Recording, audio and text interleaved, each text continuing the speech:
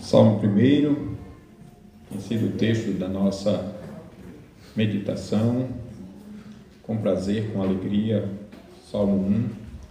Nós vamos ler ou recitar, para quem já memorizou, todo esse salmo mais uma vez. E de novo ficaremos no verso 3. Falaremos sobre o tema que é uma pergunta para o nosso autoexame. Somos como árvores?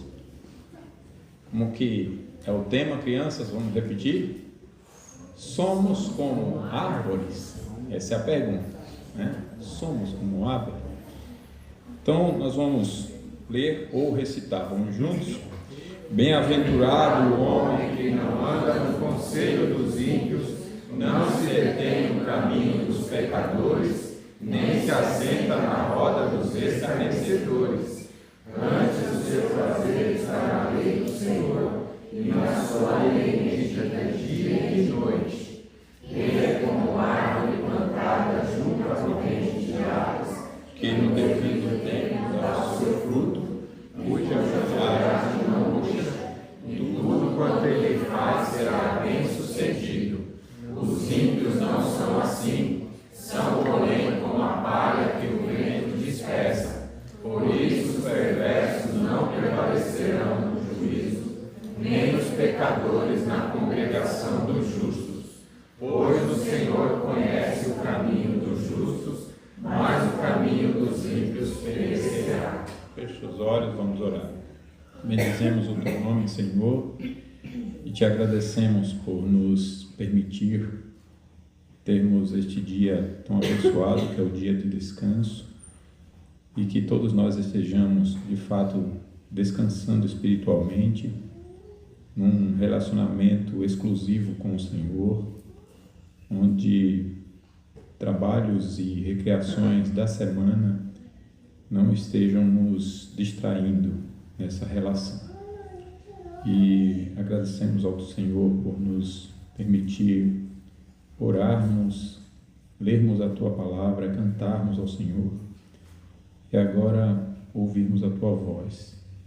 Pedimos que tire de nós todo impedimento, que Teu Espírito nos ilumine, para que possamos ter não só um entendimento intelectual da mensagem, mas, sobretudo, ouvindo a Tua voz, termos o alimento espiritual, a transformação das nossas vidas, sendo corrigidos pelo Senhor, confortados, disciplinados, orientados, ensinados pelo Senhor.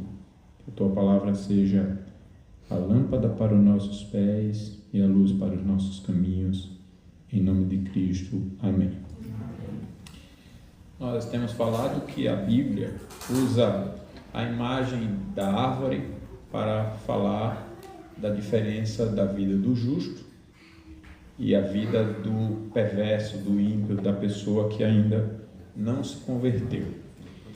E até então nós temos visto que essa é uma das tônicas do Salmo 1, mostrar a diferença do homem de Deus, do homem justo. E justo é chamado assim porque Deus considera de acordo com a sua lei. Como Deus avalia alguém como justo? É a pessoa que é de acordo com a sua lei, os 10 mandamentos. De maneira que, se alguém não vive de acordo com os 10 mandamentos, não pode ser chamado de justo. Então, algumas coisas nós vimos a esse respeito. Nós vimos que, em um sentido, apenas Jesus é o justo de Deus. Ele cumpre a lei de uma forma que ninguém poderia cumprir, até porque todos caímos em pecado e sem Cristo estávamos condenados. Então, Jesus é o único justo, perfeito de fato. Mas a Bíblia também fala daqueles que, eleitos na eternidade, são alcançados no tempo e que, por isso, eles são transportados das trevas para a luz. Nós vamos relembrar algumas coisas hoje a respeito disso. Então, essas pessoas são justas porque elas foram feitas novas criaturas em Cristo Jesus e elas vivem em novidade de vida. Então, elas andam de acordo com a lei de Deus. Esse é o seu padrão, a lei de Deus. Esse é o seu estilo de vida. Ela vive por esse ensino de Deus, por essa ordem de Deus, por esse padrão de Deus. E nós vimos que essa é outra característica, é ter prazer na lei de Deus, porque ela foi feita nova criatura, foi salva, conhece o seu Deus e agora tem conhecido como Deus quer que ela viva, o que Deus requer dela, naturalmente, ordinariamente, logicamente, ela vai querer conhecer essa forma nova de viver, para poder viver. Por isso, o verso 2 diz: antes, o seu prazer está na lei do Senhor. Antes de quê? Bem-aventurado o que não anda no conselho dos ímpios. Ou seja, ao invés de andar no conselho dos ímpios, de parar no caminho dos pecadores e de se assentar na roda dos escarnecedores, andar, parar, se assentar, né? Mostrando o declínio, a exposição, a decadência. A pessoa parou para caminhar com alguém que falava e vivia no padrão contrário a Deus. O alerta de Deus é: você se expor a esse padrão e estilo de vida, você vai pensar e agir como eles. O padrão e o estilo de vida do mundo vai corromper a sua mente gradativamente. Então você vai caminhar com ele, mas depois você vai parar, depois você vai sentar. O assentar-se, a ideia é de uma exposição maior. Você sentou ali, você está se expondo mais, você se corrompeu mais, né? Quando você já não tem mais vergonha, você já adotou aquele estilo. Então, o alerta de Deus é: não comece a adotar nada do ímpio, porque senão você vai achar isso normal até o ponto de que você vive com ele. E a outra linguagem do assentar-se é: você antes produzia, agora você não produz mais. Você parou com ele. Você não é mais alguém ativo nessa vida espiritualmente cristã. Não é, parou, está sentado nesse caminho. Então nós vimos o verso 2 mostrando essa característica de que quem é de Deus tem o prazer na lei de Deus. E agora nós, no verso 3, vimos que semana passada Deus compara, para nós conhecermos facilmente a sua mensagem, compara o justo a uma árvore plantada junto a ribeiro de água. E as características são em contraste com a palha. Então nós vimos semana passada que a árvore tem raiz, a árvore tem um tronco, tem madeira, a árvore tem a copa, a árvore tem um fruto, a árvore é bela, é cheia de vida, a árvore dá fruto, e fruto é algo benéfico. Quem se alimenta do fruto se satisfaz, se alegra.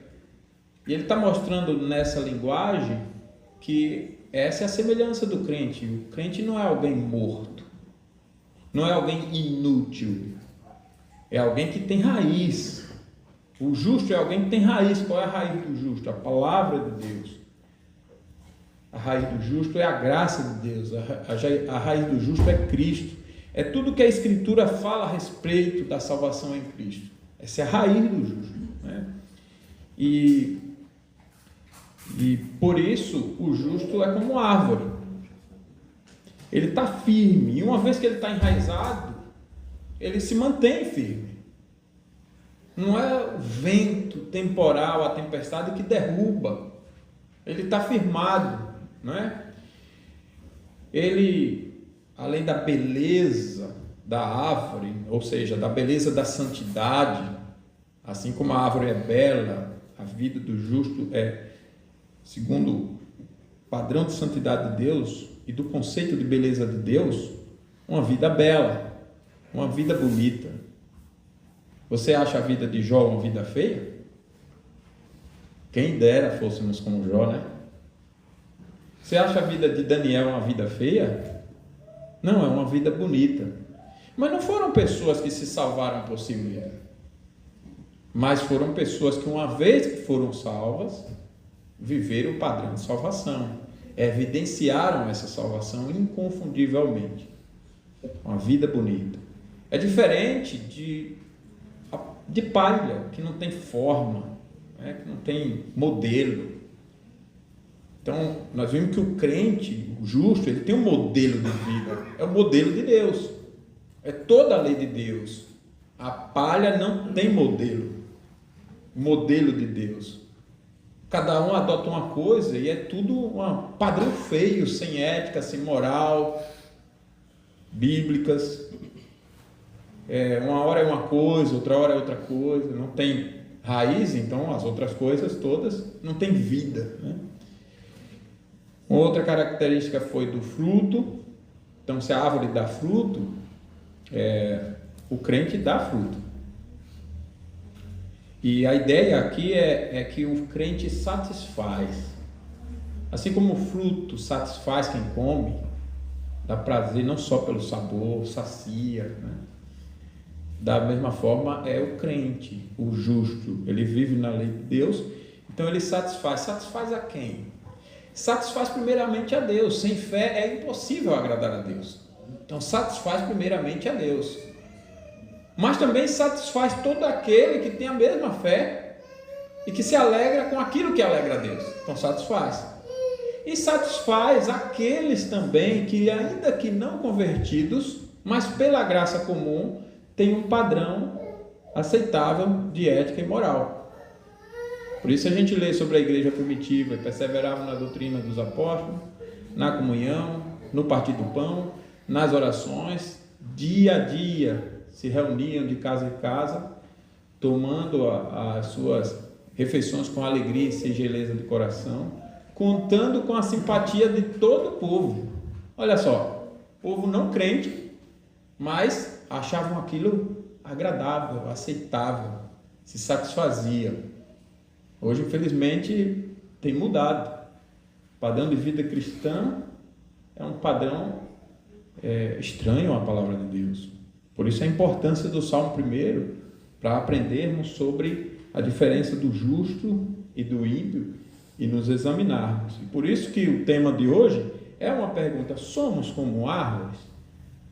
Nós somos nesse sentido espiritual? Porque aqui o justo está sendo chamado de alguém estável, de alguém nutrido, e que serve de nutrição para outro, de alimento para outro, de alguém frutífero. Então nós não podemos fazer vistas grossas às lições desse salmo e achar que não há diferença entre ser crente e não ser crente.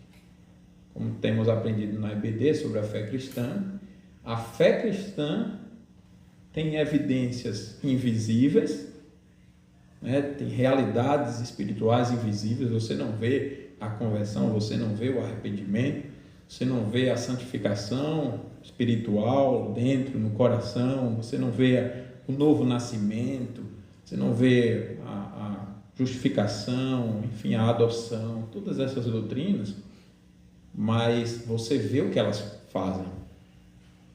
A Bíblia diz que pelo fruto se conhece a árvore, você vê. E esse é um assunto de Deus recorrente, de Gênesis a Apocalipse, para mostrar que há uma diferença entre quem é alcançado pela graça e quem não é de Deus. E não está falando somente de moralidade, de eticidade, não. É o todo da Escritura, ao ponto de, até em momentos de crise na vida ética da igreja, haver diferença. Porque a moralidade do mundo é uma moralidade arrogante, cheia de si mesmo, para mostrar para os outros: eu sou melhor, não preciso desse Jesus como vocês estão dizendo, não, eu não sou assim. É para dizer isso. Olha como vocês que dizem que são crentes, como vocês são. É dessa forma, é uma moralidade arrogante, e até isso serve como condenação. Por isso a gente lê umas coisas bem curiosas, como a carta de Paulo aos Coríntios, que vivia uma moralidade pior do que a do mundo, e Paulo começa, curiosamente, quando a gente não entende bem, a gente já acha estranho. Peraí, ele está falando de um povo cuja moralidade é pior do que a do mundo, e ele começa dizendo: santos irmãos, vocês foram lavados e comprados pelo sangue de Cristo.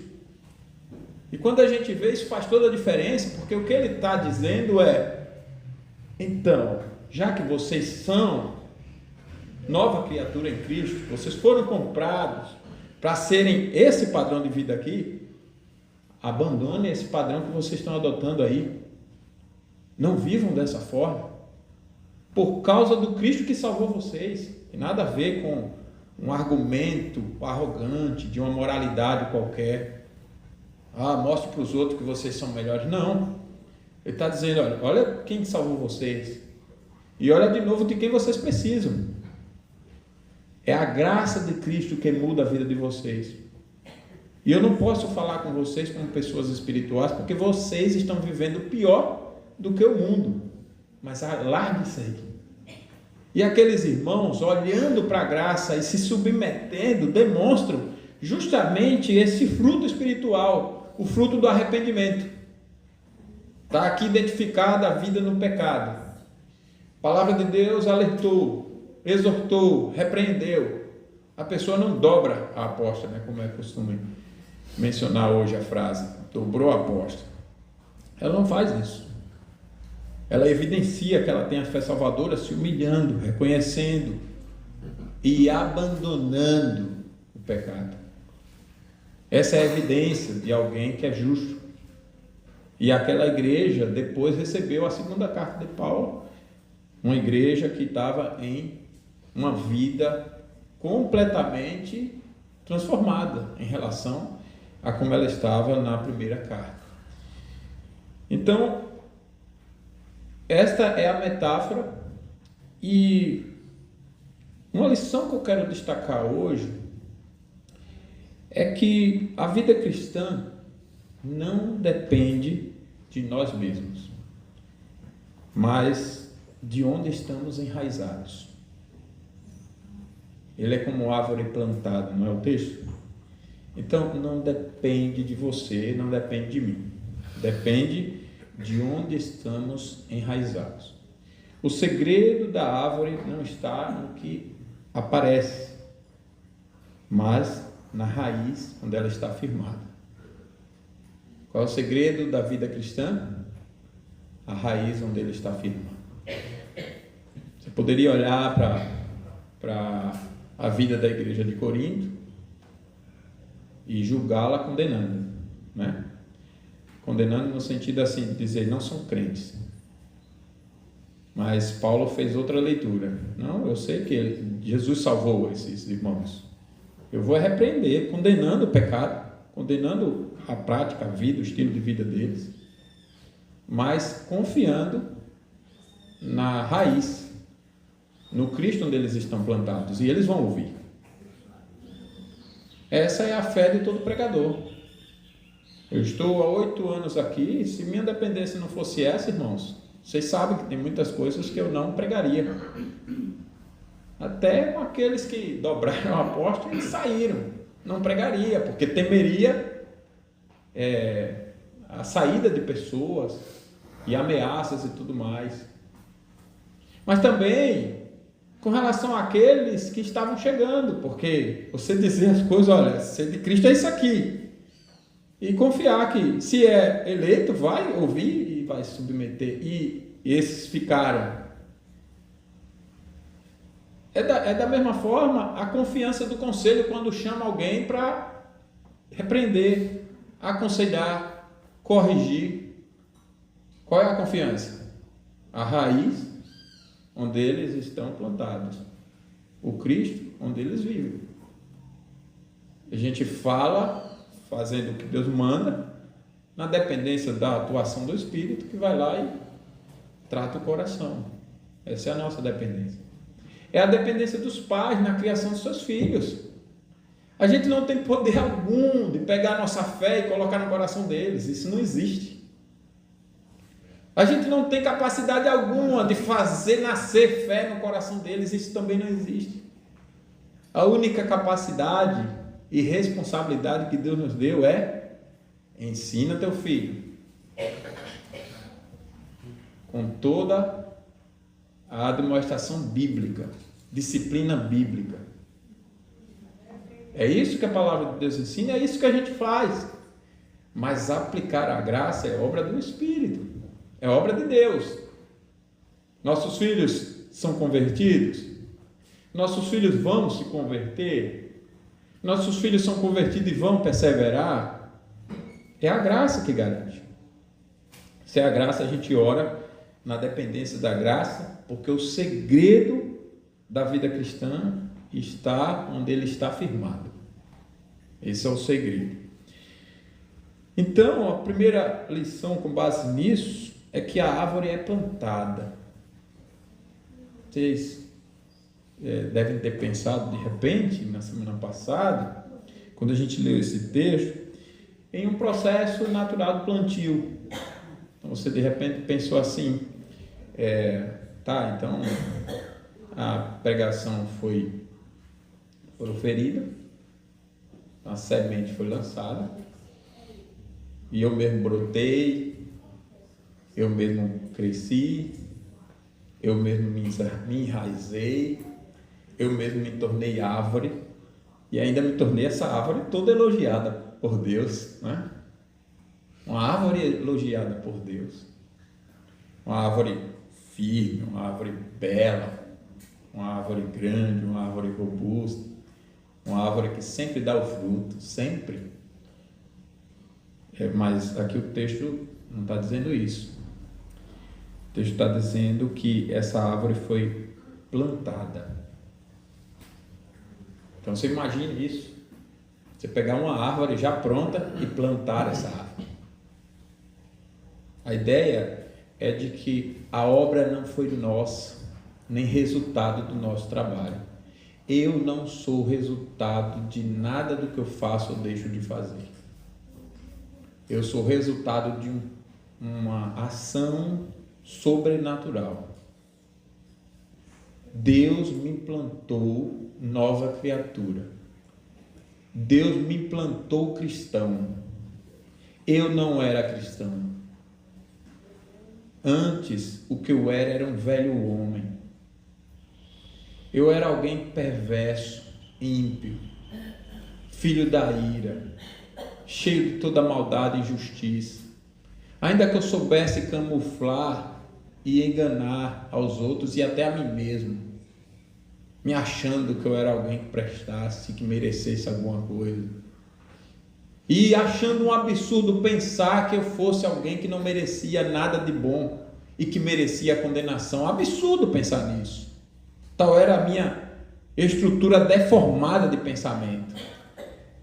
Eu não achava que Deus é digno do que Ele é digno e achava até que eu não merecia o inferno. Ler isso aqui na Bíblia e olhar para mim e dizer, eu mereço, isso aqui é um absurdo dizer e pensar um negócio desse. Essa era a minha estrutura deformada de pensamento, de entendimento.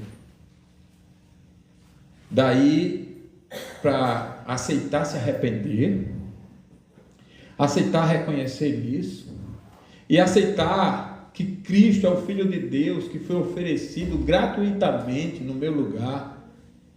Nem isso eu sou capaz, por mais que a ação seja tão incomparavelmente maravilhosa, o alto preço de Deus. Mas eu olho para tudo isso e para mim tudo isso é muito humilhante.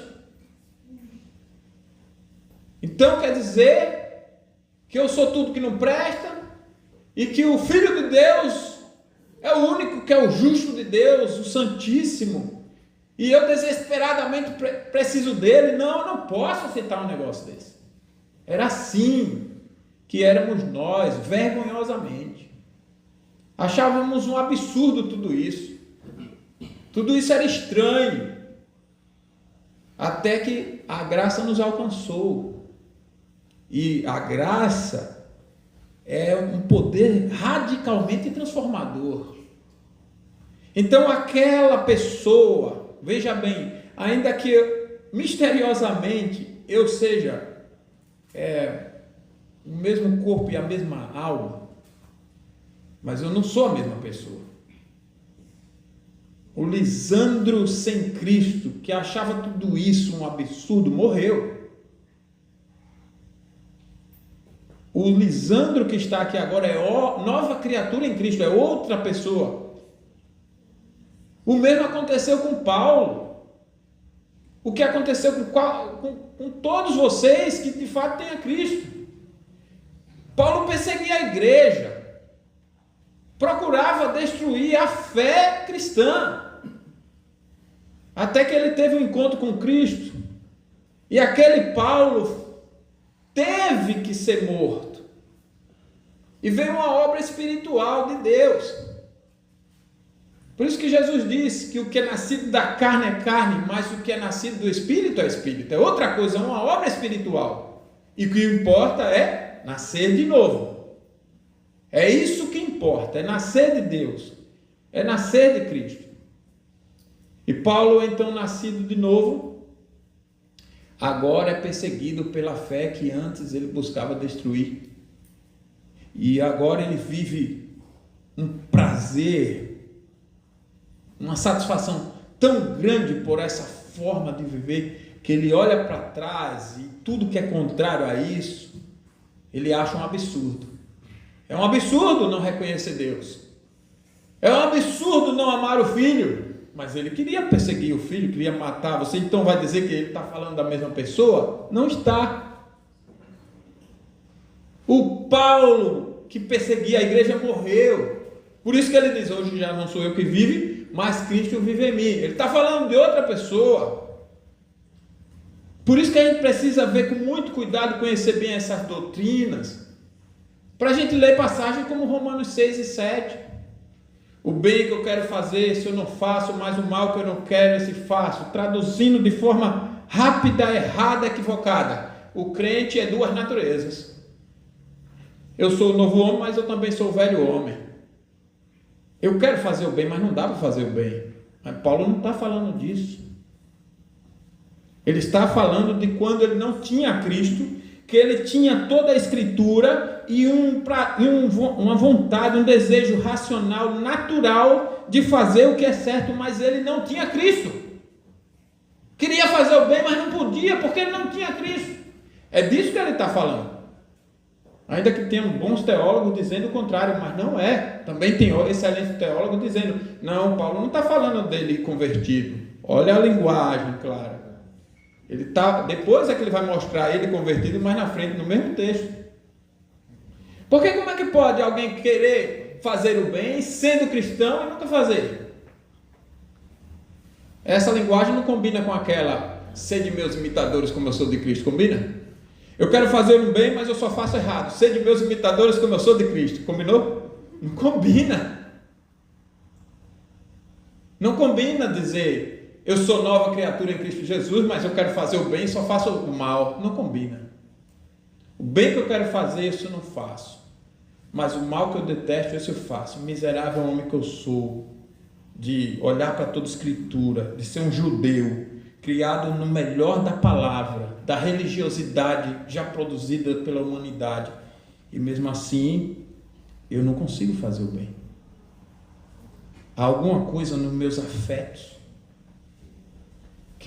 que é mais forte do que esse afeto que a palavra está me chamando para ser. Eu não consigo ser essa vida que eu já entendi que eu teria que ser. O mal que eu quero fazer, isso não faço, mas o mal que eu detesto, esse faço. E se faço o que detesto, é o pecado que habita em mim. Miserável homem que eu sou, desaventurado. Quem é o miserável? É alguém sem graça. Aí a pergunta retórica, quem me livrará do corpo desta morte? Graças a Deus por Jesus Cristo. De maneira que eu de mim mesmo tenho prazer na lei de Deus. E aí entra Romanos 8, mostrando toda a diferença. De maneira que quem está na graça vive em novidade de vida e nada separa do amor de Deus que está em Cristo. Ele agora vai falar do outro eu. Então a árvore aqui é uma metáfora da ação da graça. Você não pode olhar para você e viver baseado nos seus méritos.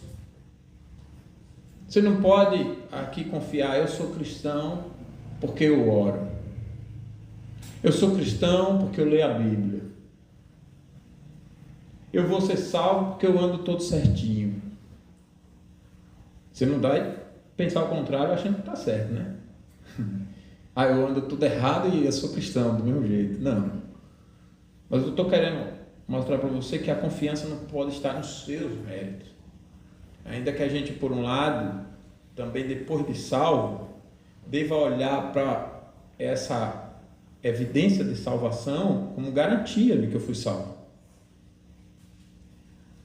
Há duas formas de eu olhar para essas virtudes espirituais. Eu estou condenando essa que confia em si como garantia da salvação independente da graça. É disso que eu estou falando. Eu não posso viver assim. Isso é falta de fé, incredulidade. Eu achar eu sou salvo porque eu mereço, em mim mesmo sem Cristo. Não significa que eu não vou fazer um autoexame e não ver, em uma certa medida, um mérito nessa vida cristã produzida pela graça. Eu sou salvo, Deus vai me dar um galardão. O que é um galardão? É um presente, como se fosse um mérito seu. Mas não é porque você mereceu sem Cristo. Nessa outra forma de avaliar, é como resultado da graça. Eu sou salvo porque a graça me salvou, e essa vida, de acordo com a lei, que a Bíblia chama de vida meritória, que merece ser salvo, é um mérito não em mim, mas naquele que me salvou. Eu tenho que olhar dessa forma. Mas essa é outra avaliação, diferente daquela que eu sou salvo porque eu mereço sem Cristo. Eu não mereço sem Cristo. Mas uma vez que eu tenho a Cristo, não tem como eu não viver de acordo com o que a graça faz. Não tem como. Ela faz. Ela transforma, ela muda.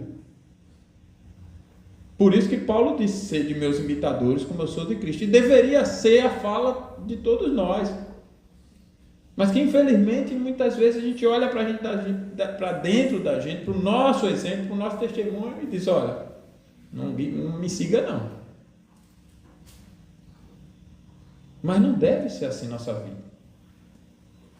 Os pais não devem estar sem autoridade para dizer aos filhos: filho, seja cristão como eu sou.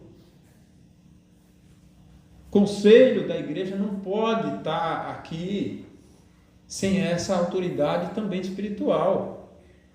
Os diáconos, os irmãos uns com os outros, não pode. Todos nós devemos servir de exemplo uns para os outros. Sede meus imitadores. Eu sou uma árvore plantada. Foi Deus que me plantou pela graça dele. Você tem várias linguagens da palavra de Deus nessa direção. Jesus, lá em João 15, diz: eu sou a videira verdadeira e o meu pai é agricultor, por exemplo, né? Para mostrar que nós somos plantados. Romanos 11, eu gostaria de ler esse texto com vocês. Também tem uma linguagem muito clara. Quando eu for expor Romanos, aí eu vou fazer uma exposição melhor desse capítulo, mas hoje eu só quero fazer uma leitura mesmo. Apenas para você ter esse texto em mente, ter toda a ideia do que estamos falando em mente e ver como isso foi tão sabiamente usado por Paulo para falar dessa verdade espiritual. E obviamente, muito mais do que Paulo, é o Espírito de Deus ensinando para nós, né? Então, Romanos 11, acompanhe a leitura do verso 1, eu vou ler até o verso 24, tenha paciência. Lembre do verso 2 do Salmo 1, né? O prazer do justo é na lei do Senhor e medita dia e noite. E a gente está terminando perto do meio-dia, irmão. Então ainda não foi até a noite, né? Qualquer dia eu vou fazer uma surpresa para vocês aqui. Vou preparar um sermão que vai terminar meia-noite. Aí quero ver, eu vou fazer um teste aí. Vai chegar, quem for saindo, eu digo, ó, tá mostrando outra coisa aí. Vamos lá. Pergunto, pois, terá Deus porventura rejeitado o seu povo? De modo nenhum. Porque eu também sou israelita, da descendência de Abraão, da tribo de Benjamim. Deus não rejeitou o seu povo, a quem de antemão conheceu. Ou não sabeis o que a Escritura refere a respeito de Elias? Como insta perante Deus contra Israel, dizendo, Senhor, mataram os teus profetas, arrasaram os teus altares, e só eu fiquei e procuram tirar minha vida. Que ele disse, porém, a resposta divina, reservei para mim 7.000 homens que não dobraram os joelhos diante de Baal. Assim, pois, também agora, no tempo de hoje, sobrevive um remanescente segundo a eleição da graça. E se é pela graça, já não é pelas obras. Do contrário, a graça já não é graça. Que diremos, pois? O que Israel buscava, isso não conseguiu, mas a eleição o alcançou, e os mais foram endurecidos, como está escrito. Deus lhes deu espírito de entorpecimento, olhos para não ver e ouvidos para não ouvir até o dia de hoje. E diz Davi, torne-se-lhes a mesa em laço e armadilha, em tropeço e punição. Escureçam-se-lhes os olhos para que não vejam, e fiquem para sempre encurvadas as suas costas. Pergunto, pois, porventura, tropeçaram para que caíssem? De modo nenhum, mas pela sua transgressão veio a salvação aos gentios, para pô-los em ciúmes. Ora, se a transgressão deles redundou em riqueza para o mundo, e o seu abatimento em riqueza para os gentios, quanto mais a sua plenitude. Dirijo-me a vós outros, que sois gentios, visto, pois, que eu sou apóstolo dos gentios, glorifico o meu ministério, para ver se de algum modo posso incitar à emulação os de meu povo e salvar alguns deles. Porque se o fato de terem sido eles rejeitados trouxe reconciliação ao mundo, que será o seu restabelecimento senão vida dentre os mortos? E se forem santas as primícias da massa, igualmente o será a sua totalidade. Se for santa a raiz, também os ramos serão. Se, porém, algum dos ramos foram quebrados, e tu, sendo oliveira brava, foste enxertado em meio deles, e te tornaste participante da raiz e da seiva da oliveira, não te glories contra os ramos. Porém, se te gloriares, sabe que não és tu que sustenta a raiz, mas a raiz a ti. Dirás, pois, alguns ramos foram quebrados para que eu fosse enxertado. Bem, pela sua incredulidade foram quebrados. Tu, porém, mediante a fé, estás firme. Não te ensoberbeças, mas teme. Porque se Deus não poupou os ramos naturais, também não te poupará. Considerai, pois, a bondade e a severidade de Deus. Para com os que caíram, severidade, mas para contigo, a bondade de Deus, se nela permaneceres. De outra sorte, também tu serás cortado. Eles também, se não permanecerem na incredulidade, serão enxertados, pois Deus é poderoso para os enxertar de novo. Pois se foste cortado da que por natureza era a oliveira brava, e contra a natureza enxertado em boa oliveira, quanto mais não serão enxertados na sua própria oliveira aqueles que são ramos naturais. Vocês viram a linguagem como maravilhosamente, pensando palavra a palavra, ideia a ideia, traz esse argumento do Salmo 1, que nós não fomos quem nos plantamos. E isso é de uma tal forma que ele está dizendo assim, olha, Israel natural não era um Israel espiritual. É isso que ele está argumentando aqui. Ele está falando de um povo espiritual, através do qual ele apresentou por meio de um povo natural. Mas esse povo natural se orgulhou e ele cortou e enxertou quem não era nem povo natural. Mas você não se gloria em relação a eles, porque eles estão melhores do que vocês, no fato de que eles foram escolhidos naturalmente. E a glória dessa graça toda é Deus pegar esses que foram escolhidos naturalmente, e embora humilhando-os, reprovando e cortando por causa do seu orgulho, na hora que eles se converterem, enxertar de novo. Porque se Deus é glorificado em enxertar gentio, quanto mais em enxertar quem é de Israel. Essa linguagem é maravilhosa, né? Ele está falando, o Israel espiritual é uma coisa, representado pelo Israel natural, que foram humilhados no seu orgulho, porque confiaram em si mesmo, ao invés de confiar na mensagem que estava sendo transmitida através dessa escolha, dessa eleição. E por causa da dureza do coração deles, eles foram tirados, eles foram cortados, e vocês enxertados, mas não vá pelo caminho deles, porque Deus é poderoso para cortar vocês e enxertá-los. E se Deus é glorificado em conversão dos gentios, enxertados nesse povo espiritual, quanto mais nessa oliveira, quanto mais quando ele traz de volta ou enxerta aqueles que ele escolheu para representar essa mensagem espiritual. E quando completar tanto de gentios quanto de judeus, né, de Israel, o número do Israel espiritual, então Deus vai ser mais glorificado ainda. Essa, resumindo, é a linguagem de Paulo. Mas em todos os casos ele está dizendo que todos não mereceram. Ele enxertou gentio e enxertou Israel. Vocês estão percebendo? É que eu teria que falar muitas coisas aqui, mas resumindo, Hebreus 11, vocês estão entendendo? Isso aqui é maravilhoso. Para a gente não alimentar nenhum nível de orgulho espiritual. Não podemos achar, eu sou a quinta geração do presbiteriano.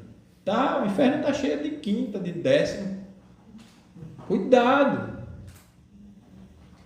Não sei se é muito motivo de orgulho dizer isso, né? Hoje, então, cuidado.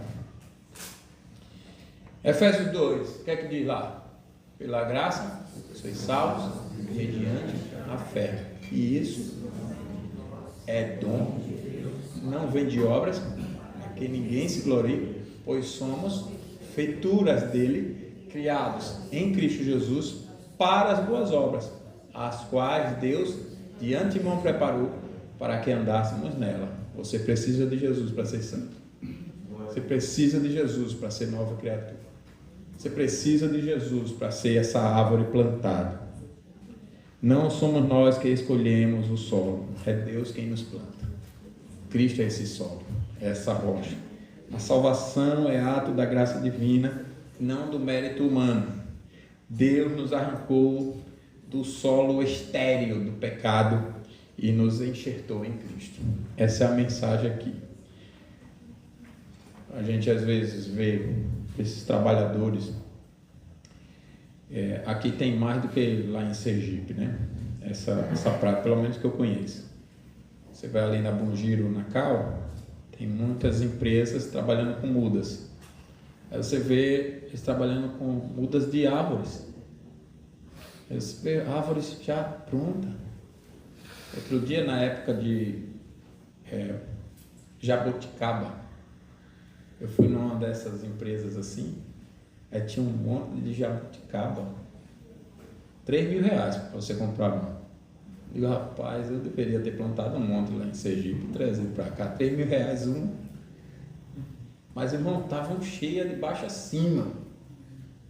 Aí eu fui lá para comprar outras coisas, vi aquele negócio cheio, posso tirar uma? Pode, e aí tá apodrecendo. Rapaz, eu enchi o pacote. Se é 3.000, imagine uns 2 quilos de um negócio daquele, né? Quanto eu levei para casa. Chupamos que só. E é um trabalho, uma técnica, né? Você pegar aquela árvore toda, desenvolver, para plantar, tirar daquilo, levar para outro lugar, não é assim? Todo um cuidado. Você tem que ver o solo, preparar o solo. Se você não tiver o cuidado, você mata a coitada da árvore. Então, pense nisso para você pensar na verdade espiritual que está sendo dita aqui. Você foi plantado, irmãos. foi um cuidado tão zeloso de Deus. Deus usou o tempo, a história, a criação, as culturas, impérios, povo de Israel, usou vidas, coragem, destemor de tantas pessoas para que o Evangelho chegasse até os nossos dias intacto, poderosamente inalterado, maravilhosamente belo e perfeito como sempre foi, falando do mesmo Jesus que Adão conheceu, que Abel conheceu. Imagina. E 6.000 anos depois, você está aí, plantado. Não fomos nós que corremos até Deus. Foi Ele quem correu até nós, nos procurou, perdidos, nos achou e nos plantou em Cristo. Segundo, é que tudo que o cristão faz é bem sucedido. Aqui está nos ensinando sobre a santificação, a santidade. E aí eu gostaria de que você se esforçasse para entender isso aqui. Tudo quanto o cristão faz é bem sucedido, não significa da mesma forma que é algo que você escolhe fazer, planeja fazer e realizar, seja o que for, independente de Deus, da graça e da sua palavra, e então Deus tem a obrigação de fazer você ter sucesso. Não tem nada a ver com isso. Nem tem a ver também com questão de prosperidade, seja qual for a linguagem da prosperidade. Nós vamos falar de material e financeira, também não. Estou dizendo que então a Bíblia está falando o contrário, viu? Não tem nada a ver. Nós não somos franciscanos, nós achamos que o trabalho é uma bênção de Deus e a prosperidade natural também é bênção de Deus, e Deus nos deu a capacidade de viver assim, nós devemos viver assim.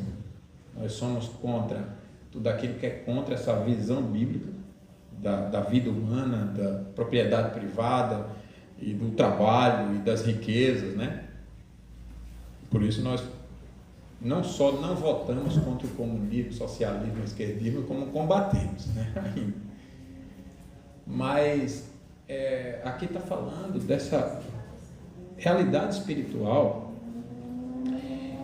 tudo que envolve a santificação, portanto, tudo o que envolve você ser parecido com Cristo, é disso que o texto está falando, para nos dizer o seguinte: no crente, que é crente mesmo, não há nada que aconteça que não santifique, que não fortaleça, que não faça ele crescer. Não há nada. O crente pode estar rico ou pobre, ele se fortalece em Cristo.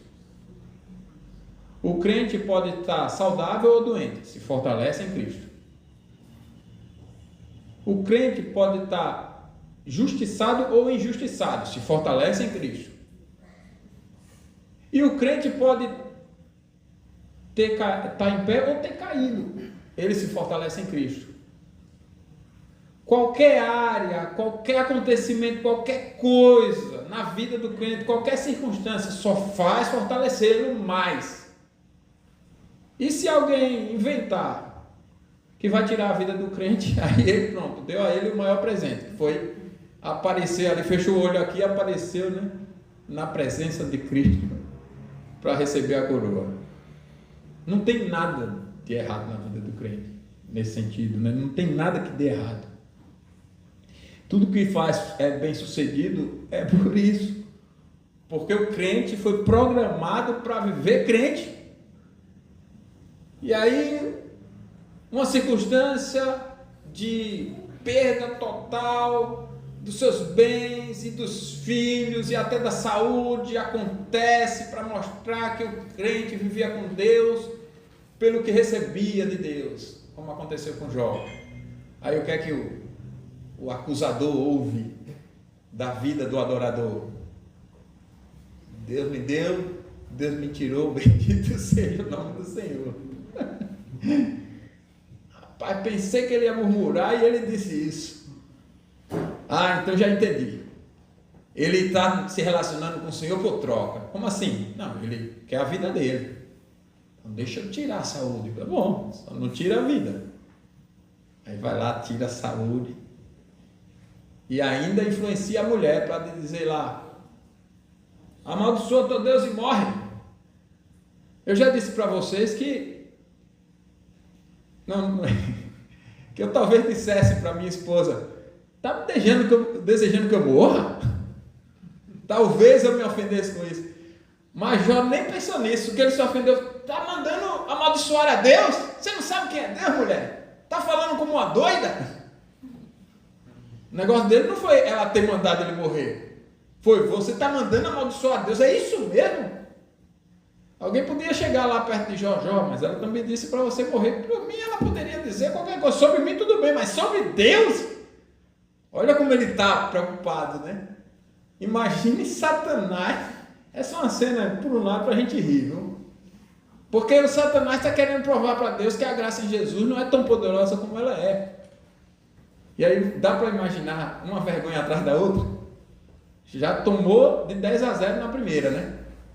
Aí vai lá na segunda tentativa, aí Jó repreende a esposa: no sair, no voltarei, bendito seja o nome do Senhor. Aí vai para, vamos considerar a última prova, que é os amigos. Eram amigos mesmo, viu, irmãos? Eu já passei uns perrengues e tem um monte de amigo meu lá de Sergipe que não vieram de avião me visitar aqui, não. Não estou falando mal deles. Eu estou dizendo que, para a gente não olhar errado para o texto, os amigos de Jó viajaram de muito longe, cada um de um lugar. Não sei como eles ficaram sabendo que Jó estava daquele jeito, né? Sem o WhatsApp.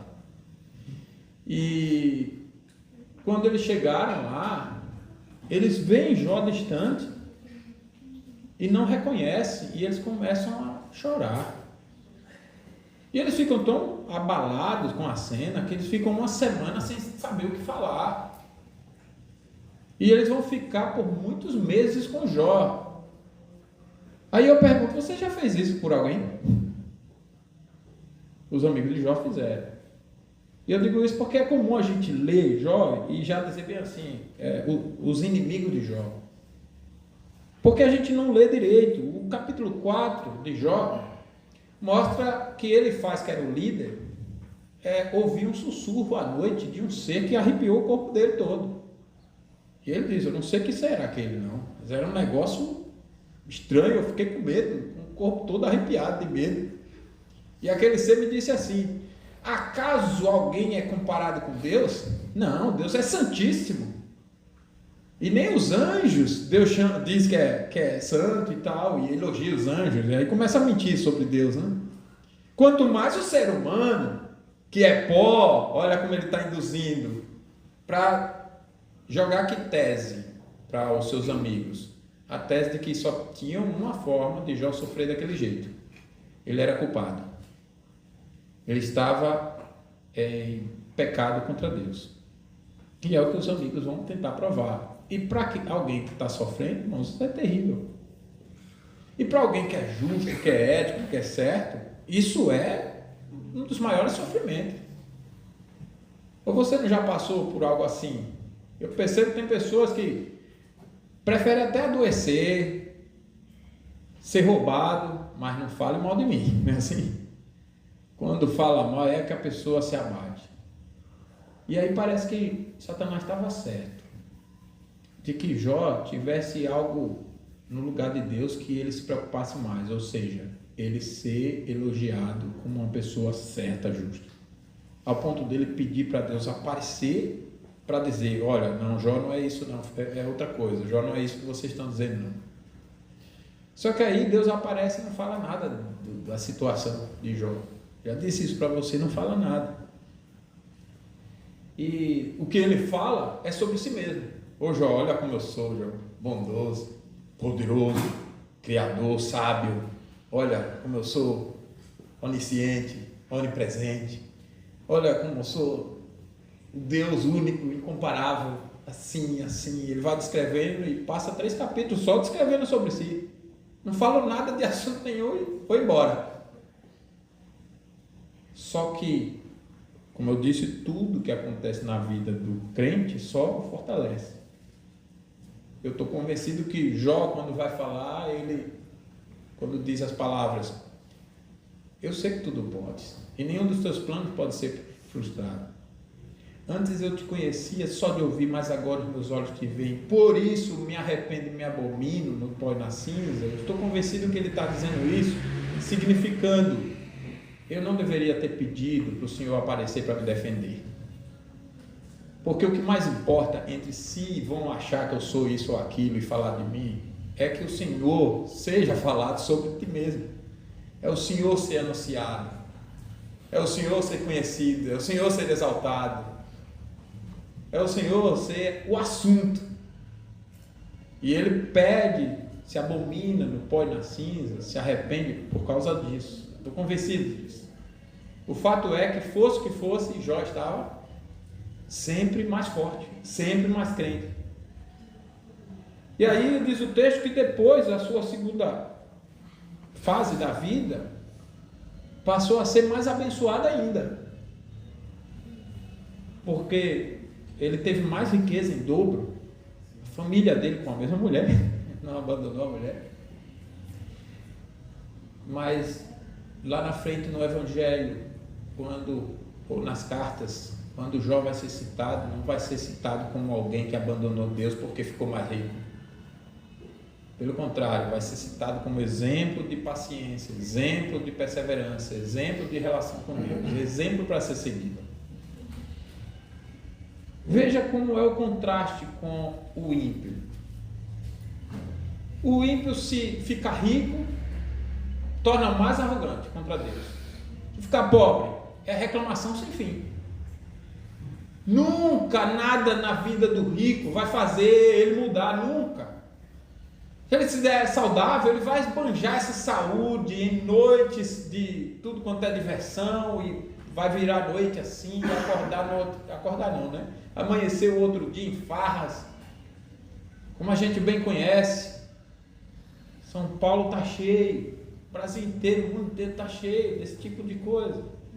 Sai à noite, ou então de manhãzinha cedo, como várias vezes eu e minha esposa de manhã cedo no domingo, para ir para a igreja, e os lugares que a gente passava estavam cheios de jovens, universitários, meu Deus, perdido tudo, que passaram a noite porque sextou. Crente não sexta, viu, irmão?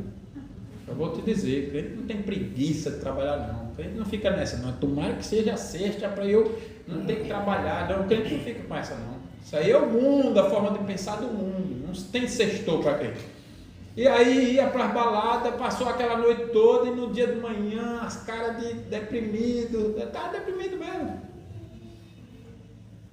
Se amou e se deixou ser amado de forma errada, e era com uma, com outra, e com outra, e com um, com outro, com outro, e na cachaça, nas bebidas, na droga. Usa a saúde para isso. Aí adoece. Aí é uma reclamação sem fim também, é uma murmuração, é um desespero. Nada na vida do incrédulo produz algo positivo, nada. Na vida do crente não, Deus baixou a mão, ele já está orando, já está clamando, não é assim? Busca a Deus, chora, se humilha. O incrédulo não vai fazer essas coisas. Se clamar a Deus é uma coisa bem hipócrita mesmo, bem de aparência. Tem nada de real. Agora veja, Pedro negou a Jesus. Em seguida chorou amargamente com o olhar de Cristo. Chorou amargamente. Até na hora do pecado, a vida do crente é diferente, é outra relação. Senhor, eu te ofendi, eu ofendi meu Deus, o meu Senhor, o meu melhor amigo eu ofendi. Essa é a realidade do crente. Por isso que a gente lê Romanos 8. Todas as coisas cooperam para o bem daqueles que amam a Deus, daqueles que são chamados segundo o seu propósito. E ainda em Romanos, eu quero ver com os irmãos, não fiquem impacientes, talvez eu faça isso hoje de levar até meia-noite. Romanos 5. A gente memorizou o 1, né? Acompanha a leitura aí. Romanos 5, vamos partir do 1. Justificados, pois, mediante a fé, temos paz com Deus por meio de nosso Senhor Jesus Cristo, por intermédio de quem obtivemos igualmente acesso pela fé a esta graça na qual estamos firmes, E gloriamo-nos na esperança da glória de Deus. E não somente isso, mas também nos gloriamos nas próprias tribulações, sabendo que a tribulação produz perseverança, e a perseverança experiência, e a experiência esperança. Não dá nada de errado na vida do crente. A tribulação vai produzir perseverança e experiência e esperança. Então você tem que estar atento aí com o que está acontecendo com a sua vida. Meu Deus, o que está acontecendo? Deus está te abençoando, você não está notando não? Está te abençoando, irmão, abre os olhos. Filipenses 1,6, aquele que começou a boa obra há de completá-la. Então, no mundo, fracasso é perda. No reino de Deus, fracasso é a ferramenta da santificação. Deus nos escolheu como árvore plantada, nos plantou. E tudo que nós fazemos é bem sucedido, porque a graça faz com que tudo glorifique aquilo que ela faz. E por último, o prazer na meditação. Nós falamos sobre isso, eu quero falar de novo sobre isso semana que vem, mas eu gostaria de retomar rapidamente esse ponto, porque se o justo é uma árvore plantada junto a ribeiros, a corrente de águas, que sempre dá o fruto, e se isso significa então as bênçãos espirituais, Cristo e suas bênçãos espirituais, então uma das bênçãos, como nós vimos, é a lei do Senhor. Mas o que eu quero destacar aqui é o prazer, irmãos, na lei do Senhor. Prazer. Para que a gente reflita o seguinte: se por um lado nós somos incapazes de produzir um prazer tão sublime, por outro lado, uma vez realmente plantados por Deus em Cristo, é impossível não ter esse prazer na lei do Senhor. Se é impossível eu ter prazer em Deus, em sua palavra, sem Cristo, com Cristo é impossível não ter esse prazer. Pensem bem nisso. Porque tem sido difícil nos nossos dias ensinar. Tem sido difícil. Tem muitos que dizem, muitas vezes, eu sou esse crente aí, do Salmo 1. Não com essas palavras, mas eu sou crente. Eu tenho prazer na palavra. Só que aí o professor vai ensinar, o pastor, enfim, o presbítero, e a pessoa simplesmente não aprende. Ô irmão, vamos memorizar a palavra, não memoriza. Ô irmão, vamos aprender quais são as doutrinas. Vocês precisam saber quais são as doutrinas bíblicas. Não é reinventar a roda, está aí. Todo crente verdadeiro aprendeu, por que você não vai aprender? Você é a última Coca-Cola? Vamos, irmão, vamos aprender aqui. E a pessoa simplesmente não faz. Conversava com alguns irmãos esses dias. Meu irmão, olha a vida, se você não tem tempo com as coisas de Deus. Porque não é possível. A vida com Deus é tempo só com Deus. Eu não tenho tempo para outra coisa. Se alguma outra coisa está desviando o meu tempo de Deus, olha, eu largo, mas o meu tempo é com Deus. Em todas as áreas. E aí eu aprendo, e eu tenho disposição de aprender. E isso é tão fácil, tão prazeroso, que o professor, às vezes, nem fez o ponto direito ainda. Não é nem a palavra. Na metade do ponto, o estudante já está acelerado e já está lá na frente. Igual a Hermione Granger. Você sabe quem é? Sabe quem é Hermione Granger? É aquela amiga do Harry Potter lá. Quando os professores iam dar aula, olha, hoje eu vou falar sobre isso aqui. Quem já ouviu falar? Ela, é isso, é aquilo, tal. Ela já dava aula no lugar do professor, na resposta. Ou seja, o professor mal deu o assunto, ou não deu o assunto, ia dar o assunto, ela já estava na frente. Esse é um aluno que dá prazer ao professor, não dá?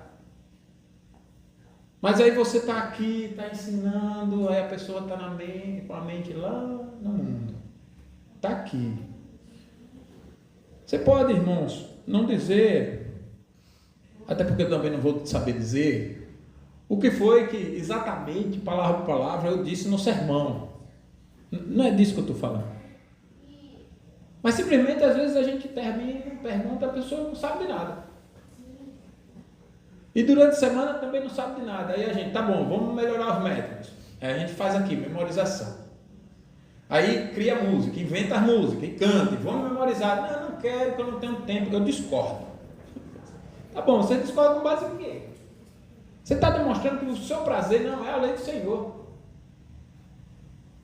Irmão, vamos memorizar os 10 mandamentos. Qual é o pecado e o problema de memorizar os 10 mandamentos? Pelo amor de Deus. Não vou, não faço. Você pergunta, a pessoa não diz e não quer dizer, e ela não vai fazer. E não é questão de tempo, quando você vê, ela tem tempo para outras coisas. Eu tive um pastor lá em Sergipe,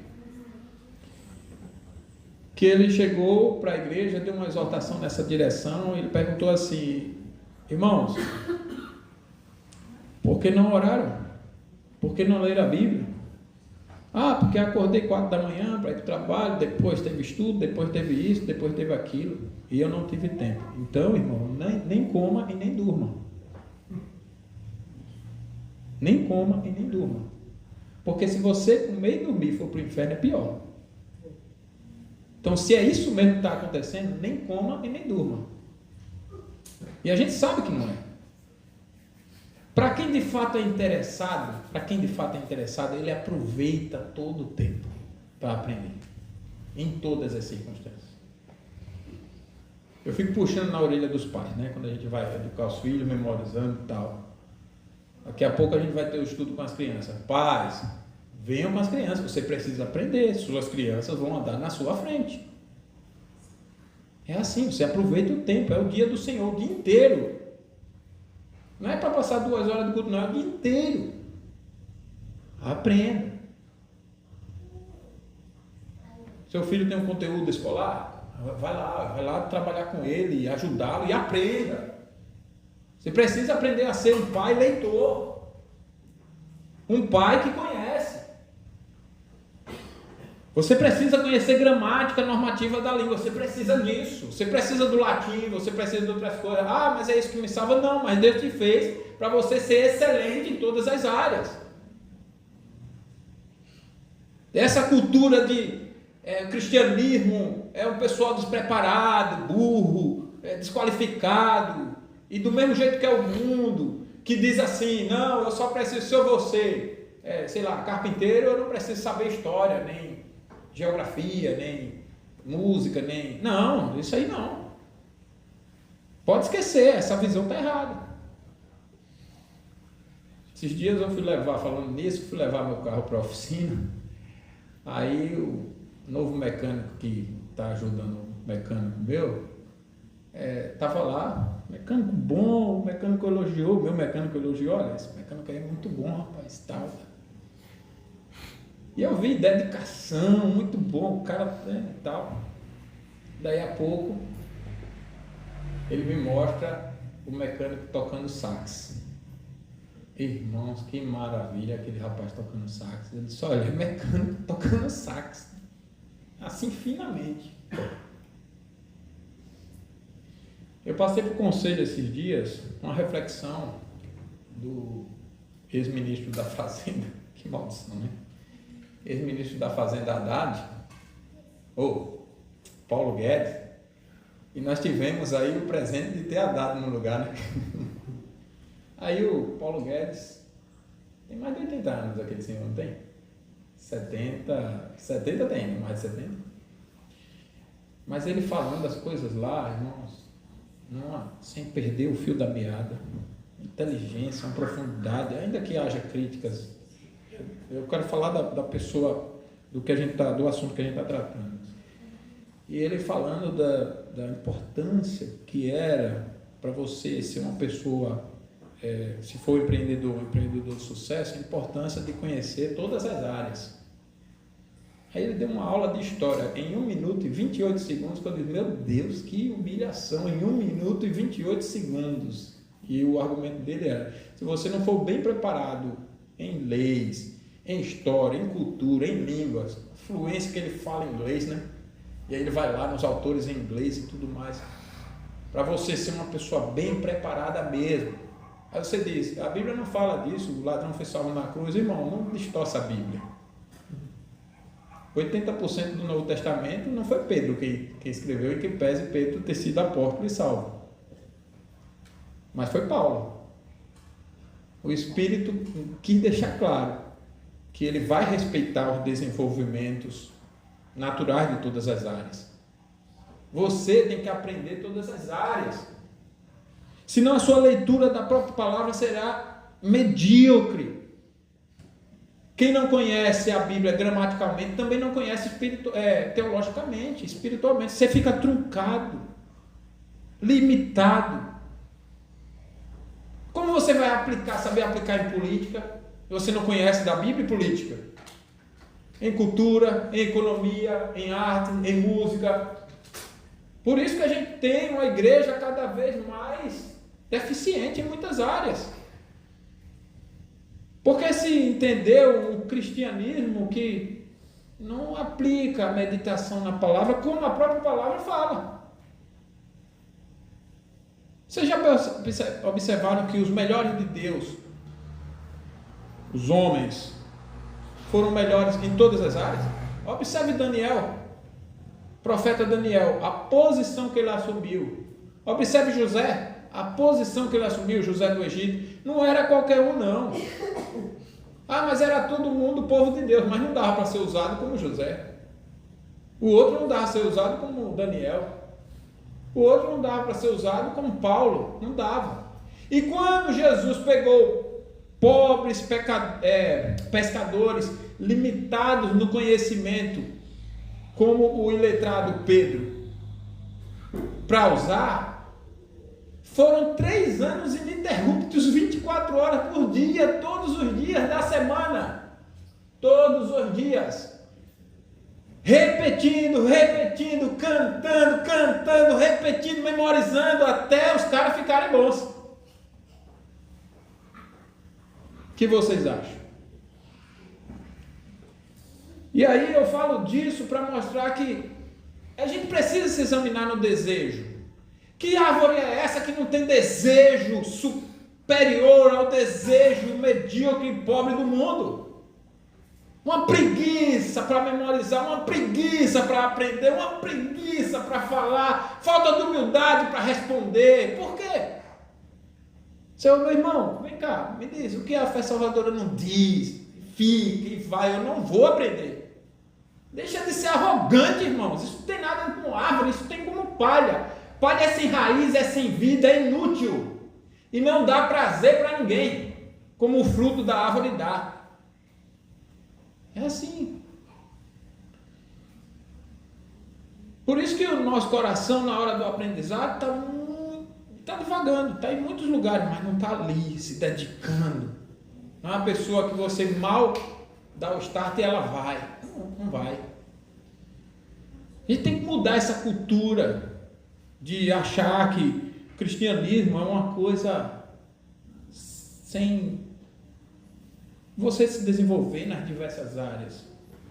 Porque o Evangelho veio para restaurar todas as áreas. Todas.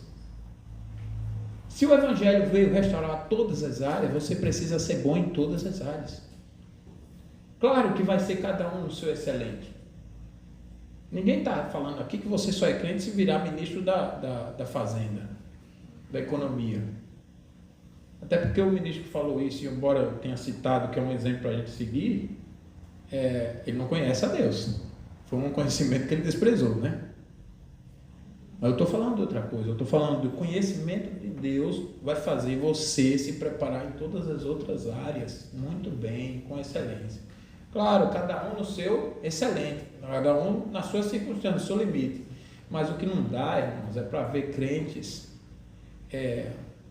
desfazendo do aprendizado, preguiçosos, indiferentes, lutando justamente para o contrário. Não vou, nem eu, nem meu filho, nem minha casa, nem nada, eu não vou aprender, não vou desenvolver.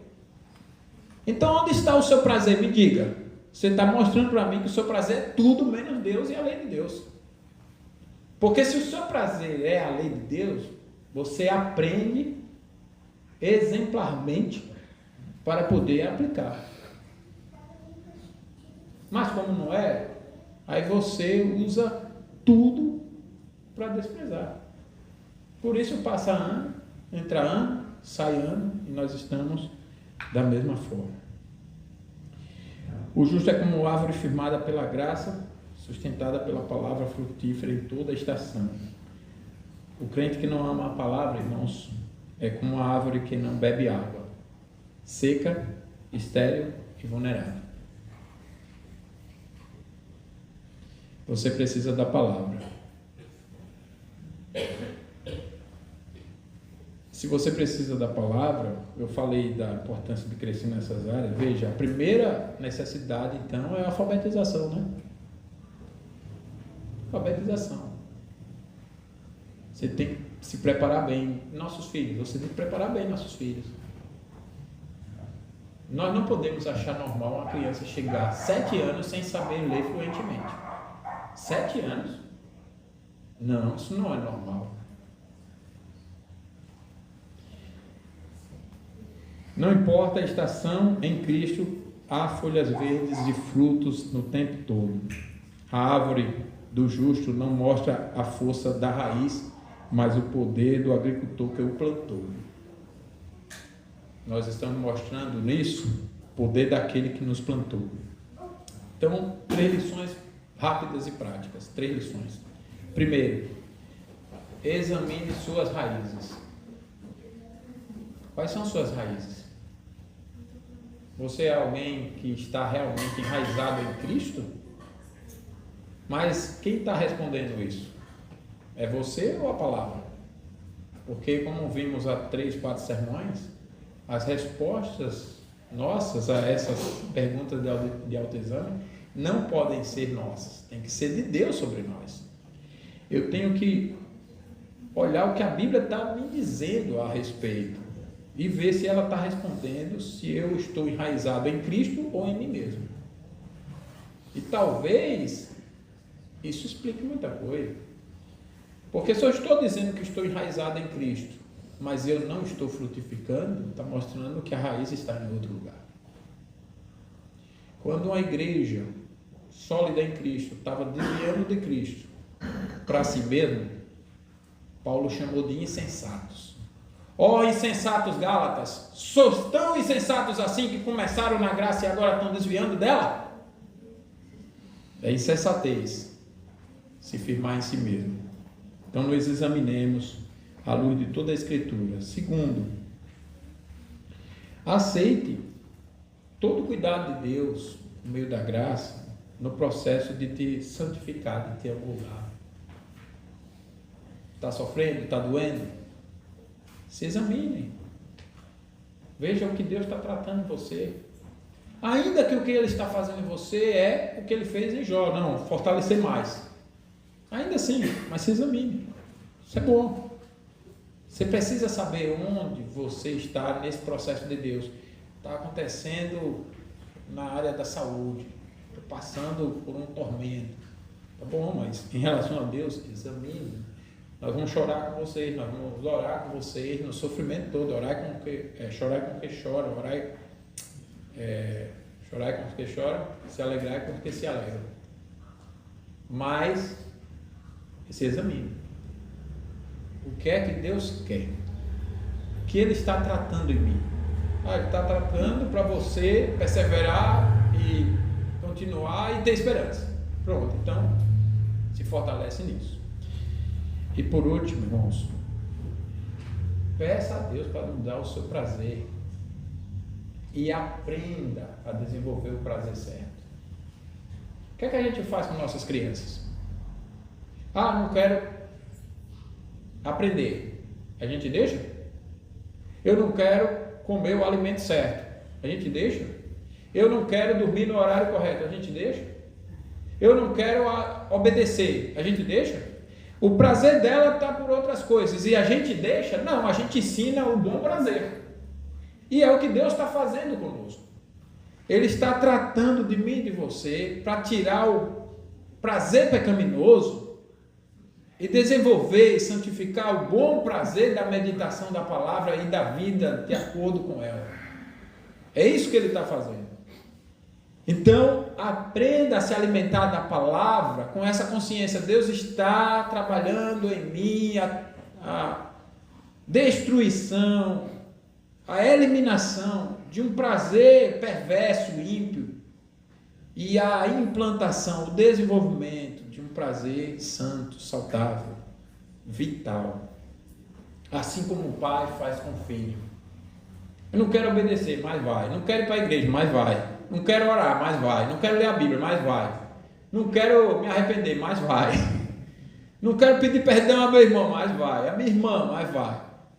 Eu não vou me levantar do chão aqui na minha desobediência, mas vai. Não vou parar de gritar, mas vai. Eu não vou parar de... A gente vai nessa, não deixa a criança na sua vontade. Da mesma forma, Deus não te deixa, nem a mim. Ele vai trabalhar a nossa vontade. Vocês vão deixar esse prazer ruim, porque a graça é maior. E se precisar, eu vou definhar vocês, mas vai sair. Alimentemos-nos então, irmãos, sem prazer nela, na palavra, não a vida espiritual. Que nós façamos isso com zelo. Não porque Deus precisa, mas porque nós precisamos. E Ele bondosamente nos deu Jesus para isso. Feche os seus olhos, nós vamos orar.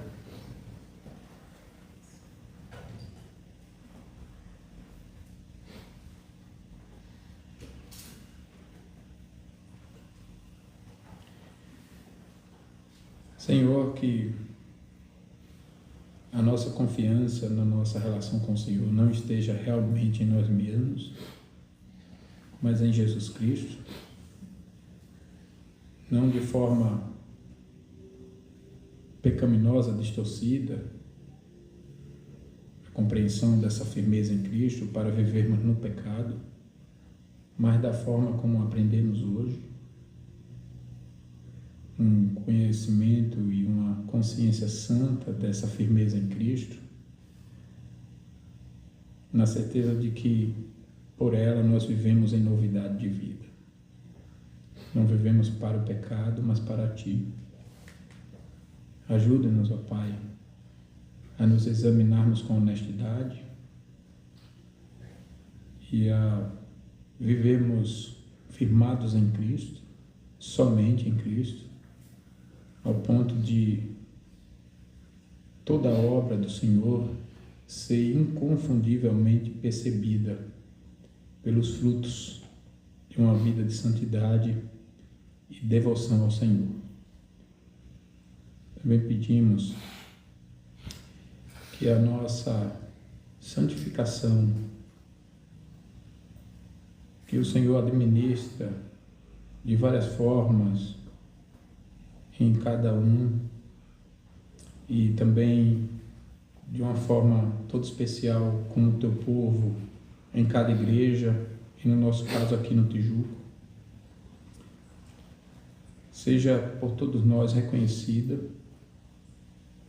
e cada um de nós se deixe ser tratado, santificado, aperfeiçoado pelo Senhor, para sermos uma igreja cada vez mais santa,